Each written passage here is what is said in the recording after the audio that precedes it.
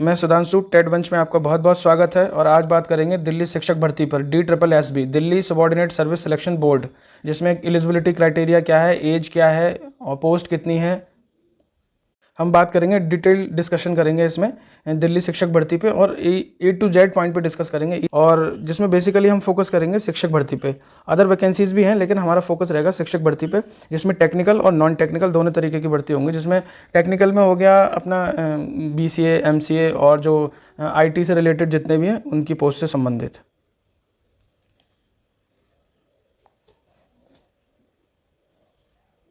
अगर आपको complete information चाहिए इससे संबंधित तो वीडियो को स्किप ना करें और कंटिन्यू वीडियो देखें। इसमें आपके DSSB से सारे पॉइंट्स क्लियर हो जाएंगे, कितना क्राइटेरिया, क्या एज है, क्या एज में रिलैक्सेशन है, सारे मेन पॉइंट सारे इसमें डिस्कस किए गए हैं, कुछ भी नहीं छोड़ा गया जो आपको इसे डिटेल डिस्कशन को दोबारा पढ़ने की जरूरत पड़े। बाकी इसकी PDF मैं अपने टेलीग्राम चैनल पर डाल दूंगा, इसमें लिंक आपको प्रोवाइड किया जाएगा, आप उस पर लिंक पर क्लिक करें और टेलीग्राम चैनल ज्वाइन कर लें ताकि आपको सारी अपडेट मिलती रहे किसी भी टीचिंग एग्ज़ाम से रिलेटेड और CTET से रिलेटेड। तो हम शुरुआत करते हैं DSSB के बारे में, क्या क्या डिटेल नोटिफिकेशन है और क्या क्या इसमें मेन पॉइंट्स हैं जो बहुत ज़रूरी हैं। सबसे पहली बात यह है कि इसका एप्लीकेशन जो फॉर्म है वो 17 अगस्त 2023 से भरा जाएगा 15 सितंबर 2023 तक। और इसकी वैकेंसी के बारे में डिस्कस करते हैं, किस किस चीज़ की वैकेंसी हैं। और इसमें देखिए, इसमें different online application are invited for recruitment to the following post under different departments. ये डिफरेंट डिपार्टमेंट्स में है। और इसमें म्यूज़िक टीचर की पोस्ट हैं जिसमें 182 म्यूज़िक टीचर की पोस्ट हैं, और ट्रेंड TGT टीचर की जो स्पेशल एजुकेशन टीचर है उसकी 581 पोस्ट हैं। पब्लिसिटी असिस्टेंट की 1 पोस्ट है, फोटोग्राफर की 3 पोस्ट हैं, सर्विलेंस वर्कर की 13 हैं, लेबोरेटरी असिस्टेंट की 11 हैं, सीनियर साइंटिफिक असिस्टेंट की 5 हैं, senior scientific assistant 5, laboratory assistant की 3 है, लेबोरेटरी असिस्टेंट 7। यानी कि सारी तरीके की इसमें पोस्ट हैं, लेकिन हम मेन फोकस करेंगे टीचिंग पोस्ट पर, जिसमें ऑडियोमेट्रिक असिस्टेंट, टेक्निकल असिस्टेंट, ये असिस्टेंट रिफ्लेक्शनिस्ट, ये रेडियोग्राफर, ऐसे बहुत सी ऐसी पोस्ट हैं जो भी अप्लाई करना चाहें वो इसमें अप्लाई कर सकता है। बाकी हम टीचिंग वाली देखते हैं। इसमें देखो, इसमें जो है टीचिंग से रिलेटेड ये है, एक PGT एग्रीकल्चर मेल है और PGT फाइन आर्ट्स पेंटिंग और फीमेल है। इसमें देखिए 1 पोस्ट इसकी है और 2 पोस्ट यहाँ पे हैं। और आगे देखते हैं PGT ग्राफिक्स मेल की 1 पोस्ट है, PGT संस्कृत मेल की 13 पोस्ट हैं, PGT संस्कृत फीमेल की 1 पोस्ट है। और इसमें देखो PGT इंग्लिश मेल 21 पोस्ट हैं, PGT इंग्लिश फीमेल 8 पोस्ट हैं, TGT कंप्यूटर 6 पोस्ट हैं।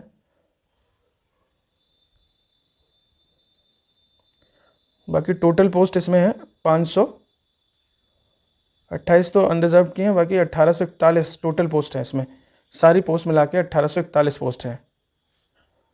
ऑनलाइन ही अप्लाई होगा, इसमें आप ऑफलाइन नहीं सबमिट कर सकते हैं फॉर्म। और ये 15 सितंबर 2023 तक 11:59 तक अप्लाई होगा और उसकी वेबसाइट DSSB.online.nic पर ही होगा। इन्होंने कहा है कि आप इनकी वेबसाइट पर रेगुलर विजिट करेंगे DSSB पे, ताकि सारी अपडेट्स आपको मिलती रहें। आगे देखते हैं क्या है इम्पोर्टेंट।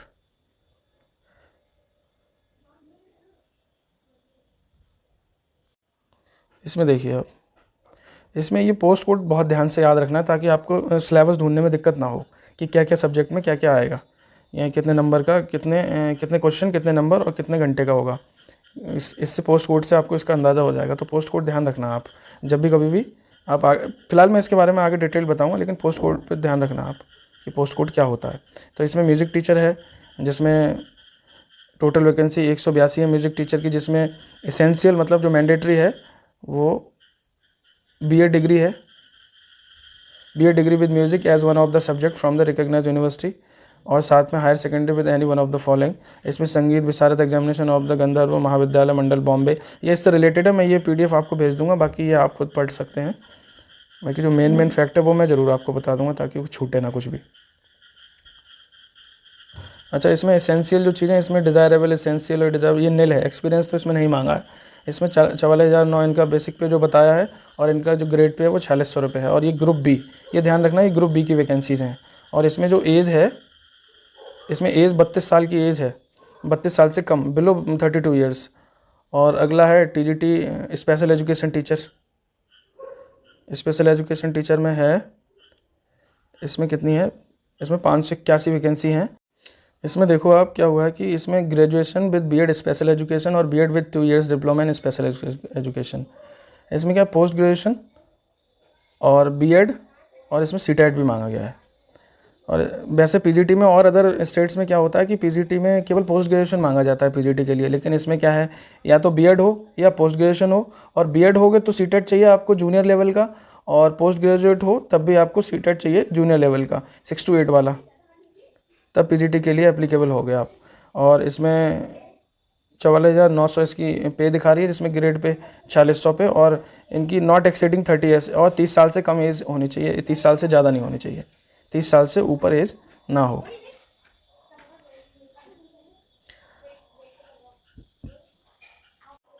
और बाकी की बहुत सी पोस्ट हैं, ये आप डिटेल नोटिफिकेशन में पढ़ लीजिए, जिसके लिए जिस पोस्ट की ज़रूरत है वो उसी से संबंधित भरे। और ये काफ़ी पोस्ट हैं, आप इनको देख लीजिए। बाकी मैं टीचिंग से रिलेटेड पोस्ट पे आपको डिटेल में बताता हूँ। ये देखिए पीजीटी एग्रीकल्चर मेल, जिसकी टोटल वैकेंसी 1 है। लेकिन 1 है तो क्या हुआ, उस पर भी ट्राई करना चाहिए, ऐसा थोड़ा ना, एक भी वैकेंसी भी तो किसी सिंगल बंदे के लिए तो बनी है, तो उस पर ट्राई करना बहुत ज़रूरी है। ऐसा नहीं कि एक वैकेंसी है तो बस कोशिश ही नहीं करनी। इसमें क्या, master degree in subject concern from the recognised university, degree और डिप्लोमा इन ट्रेनिंग एजुकेशन, यानी कि मास्टर डिग्री भी चाहिए किस जिस सब्जेक्ट पे आप टीचर बनोगे, और उसके साथ साथ आपको एजुकेशन पे डिप्लोमा या डिग्री कुछ भी बीएड वगैरह चाहिए। और इसमें दे रखा है कि having obtained PhD degree in the subject concern from recognised university. उसमें क्या है, आपको जो रिलैक्सेशन मिलेगा वो इनके अकॉर्डिंग मिलेगा। और इसमें एसेंशियल तो वैसे नील है, कोई भी एसेंशियल ऐसे कुछ नहीं है इसमें रिक्वायरमेंट की, आपको एक्सपीरियंस इतना ही चाहिए। बाकी डिज़ायरेबल इसमें 3 साल का एक्सपीरियंस होना चाहिए टीचिंग का, चाहे वो हायर सेकेंडरी हो, 10th और 12th को आपने पढ़ाया हो। और 47,600 से लेकर 1,51,000 लेवल तक इसकी सैलरी है, और 4800 का इसका ग्रेड पे है। और इसमें एज बिलो 36 ईयर्स होना चाहिए। और यहाँ पे एक PGT fine arts painting female है, जिसमें टोटल पोस्ट 2 हैं। और इसमें बैचलर इन फाइन आर्ट, इसमें बैचलर इन फाइन आर्ट होना चाहिए, यानी तो higher secondary intermediate senior secondary certificate exam with minimum 5 years full diploma in fine art painting, या graduate with drawing and painting one of the subject which minimum 4 years full time diploma from recognised institute university. और आगे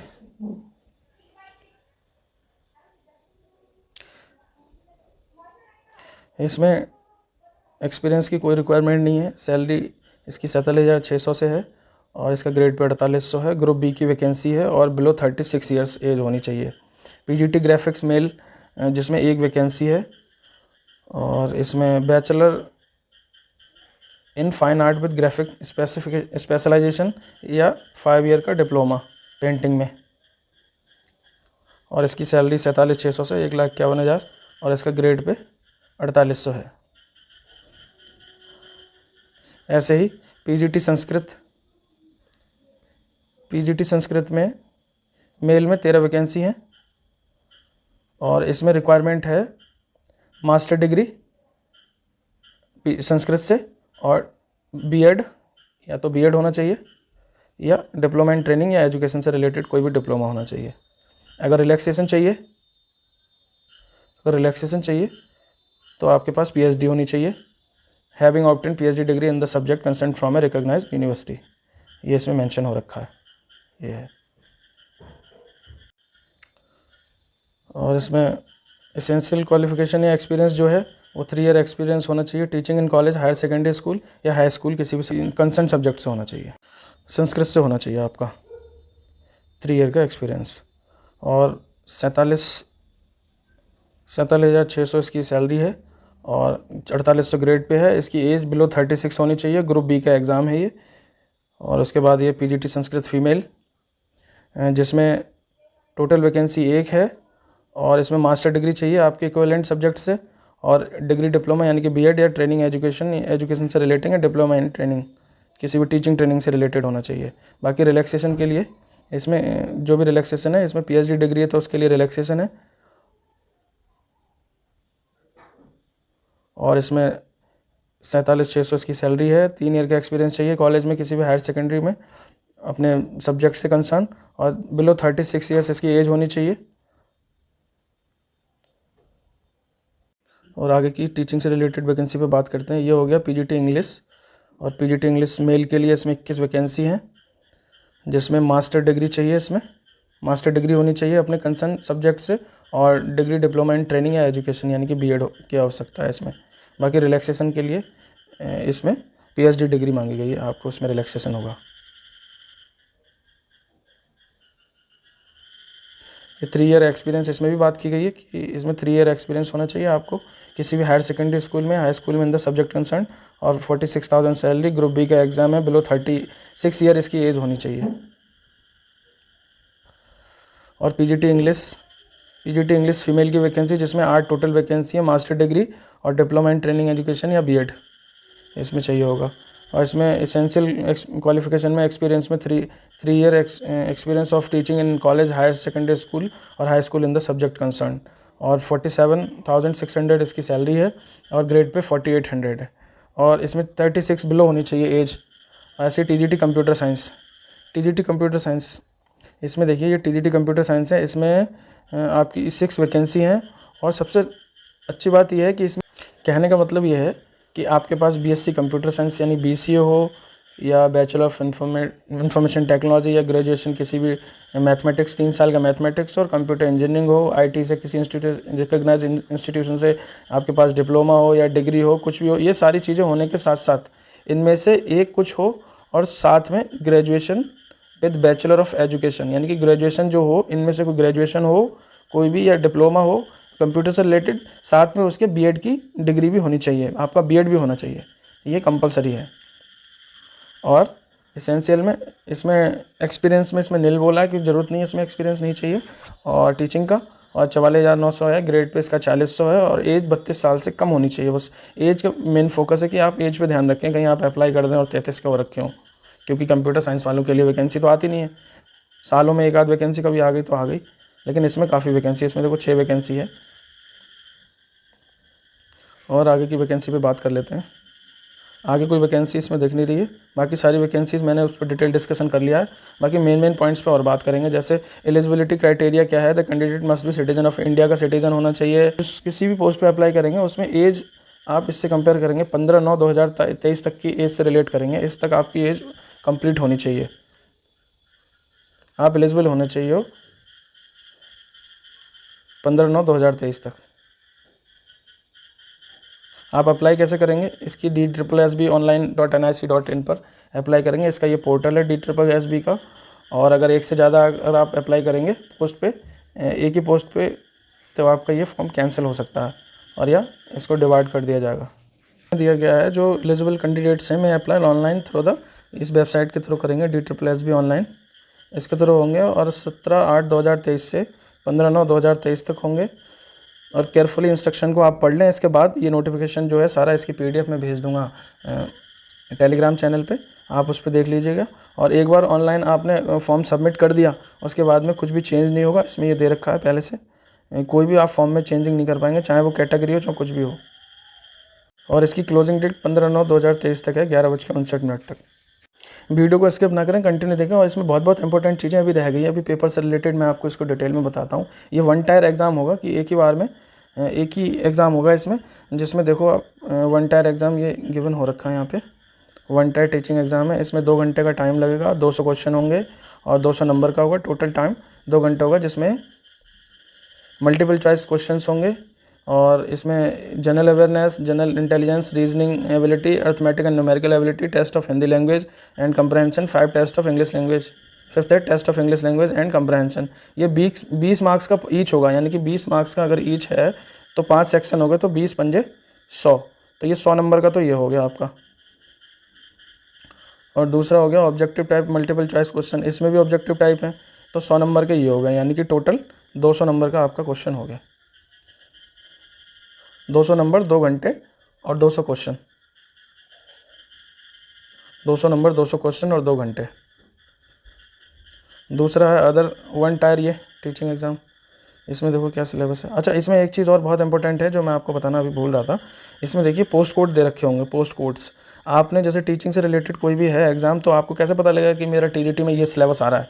तो TGT में कैसे syllabus आ रहा है, तो वो ये पोस्ट कोड से रिलेट करेगा। जैसे ये पोस्ट कोड है, जैसे 32.23, ये पोस्ट कौन से पेपर का सिलेबस है ये, तो अभी आपको मैं दिखाता हूँ। देखो, जैसे ये म्यूज़िक टीचर है, इस म्यूज़िक टीचर में 32.23 ये पोस्ट कोड है। तो इस पोस्ट कोड के अनुसार ही आपने वो सिलेबस देखना है, उसके तब आपको अंदाज़ा आएगा कि कौन सा पेपर कितने नंबर का, कितने क्वेश्चन, कितनी देर का होगा। अब आप समझ गए होंगे ना किस पेपर का कौन सा सिलेबस है, यानी कि पोस्ट कोड इसका, यानी कि म्यूज़िक टीचर का 32.23 जो लिखा हुआ है इस म्यूज़िक टीचर का, ये सिलेबस है। तो इस तरीके से आप पता लगा सकते हैं कौन से पेपर का कौन सा सिलेबस है।